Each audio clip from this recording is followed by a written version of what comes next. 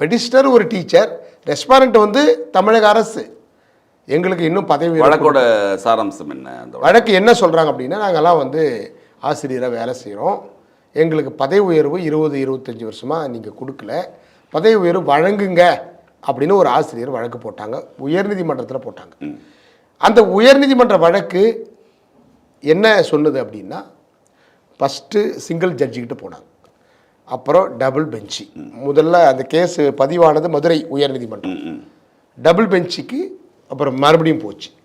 ரெண்டுத்துலையும் என்ன சொன்னாங்க அப்படின்னா, பதவி உயர்வுக்கு டெட்டு வேண்டும் அப்படின்னு சொல்லிட்டு அவங்க ஜட்ஜ்மெண்ட் கொடுத்தாங்க. இங்கேயே கொடுத்துட்டாங்க, உயர்நீதிமன்றத்திலே கொடுத்தாச்சு. அதை எதிர்த்து இவங்க என்ன பண்ணுறாங்க, மேல்முறையீடு செய்கிறாங்க, உச்சநீதிமன்றத்துக்கு போகிறாங்க. அதே காலகட்டத்தில் மகாராஷ்டிரா, தெலுங்கானா போன்ற மாநிலங்களில், கேரளா போன்ற மாநிலங்கள் சார்ந்த எல்லா டெட்டு வழக்குகளும் கம்ப்ளீட்டாக தனித்தனியாக நடந்துக்கிட்டு இருக்காங்கங்க. அதாவது எல்லாமே வந்து அரசு உதவி பெறும் பள்ளி சார்ந்ததும் மைனாரிட்டி சிறுபான்மை பள்ளிகள் சார்ந்த விஷயம்தான் சப்ஜெக்டே. அவங்க தான் வழக்கு போடுறாங்க. இப்போ நேரடியாக தமிழக அரசு பள்ளியில் வேலை பார்க்குற ஆசிரியர்களுக்கு இந்த மாதிரி எந்த உத்தரவும் கிடையாது. அந்த கவர்மெண்ட் டீச்சரை பற்றி அவங்க டீல் பண்ணலை.